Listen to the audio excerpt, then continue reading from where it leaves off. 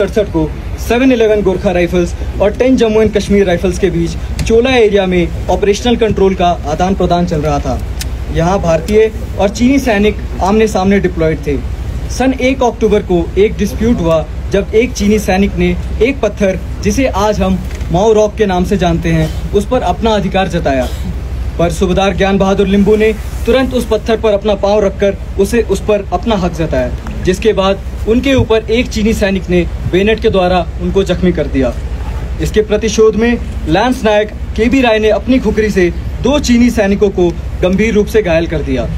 इस घटना के बाद चीनी सैनिकों ने इंडियन पोस्ट के ऊपर मशीन गन, रॉकेट लॉन्चर्स और मोटर्स का फायर खोलकर, जिसको देखते हुए लांस नायक केबी राय, राइफलमैन देवी प्रसाद लिंबू और अन्य सैनिकों ने चीनी सैनिकों के ऊपर अपनी खुखरी से ही हमला बोल दिया। हमले के वक्त 3 भारतीय जवान गंभीर रूप से जख्मी हो गए थे और राइफलमैन देवी प्रसाद लिंबू वीर गति प्राप्त होने से पहले बहादुरी से 5 चीनी सैनिकों को अपनी खुखरी की मदद से मौत के घाट उतार दिया। लेफ्टिनेंट राम सिंह राठौड़ 7-11 गोरखा राइफल्स की कंपनी की मार्गदर्शन करते हुए वीर गति को प्राप्त हो गए थे, जिसको देखते हुए कमान अधिकारी ने कुछ सैनिकों की एक टुकड़ी लेफ्टिनेंट कर्नल केबी जोशी के कमान में .4729 को रिकैप्चर करने का आदेश दिया, जो कि 2 अक्टूबर 1967 की सूर्य की पहली किरण पड़ने के पहले भारत के कंट्रोल में था।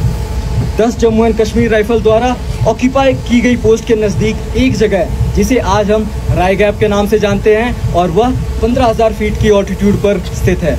उस पोस्ट को चीनी सैनिकों ने चालाकी से कब्जा कर लिया था, जिसको देखते ही हवलदार नरेंद्र कुमार अपने बंकर की सुरक्षा और अपनी सुरक्षा को मद्देनजर न रखते हुए चीनी सैनिकों के ऊपर हमला बोल दिया और 5 चीनी सैनिकों को मौत के घाट उतार दिया। इस पूरी लड़ाई में चीनी सेना को भारी नुकसान हुआ था, जिसको देखते हुए उनकी सेना को पीछे बुला लिया गया। इस झड़प में भारतीय सेना के 1 बहादुर अफसर और 20 बहादुर जवान शहीद हुए और चाइना के 44 जवान मारे गए थे।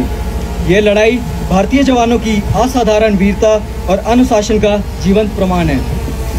चोला 1967 की लड़ाई हमेशा हमारे वीर सैनिकों का बलिदान और बहादुरी को याद दिलाता है। अब मैं अपने मुख्य अतिथि श्री सोनम लामा, माननीय मंत्री public health engineering, water resources और इक्लेसियास्टिकल डिपार्टमेंट को मंच पर बुलाना चाहता हूं और राइडर्स ग्रुप के हेड को मोमेंटो देकर सम्मानित करें।